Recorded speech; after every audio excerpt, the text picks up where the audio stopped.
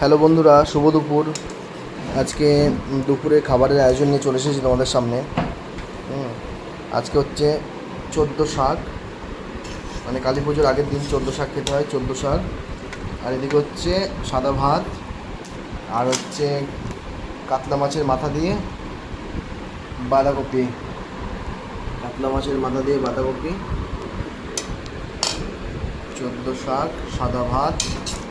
আর এদিকে হচ্ছে রুই মাছ, এ হচ্ছে রুই মাছ কচু দিয়ে, আলু দিয়ে কচু দিয়ে রুই মাছ, আলু দিয়ে কচু দিয়ে রুই মাছ। এটা হচ্ছে একদম দেশি রুই, মানে লোকাল লোকাল রুই আর কি।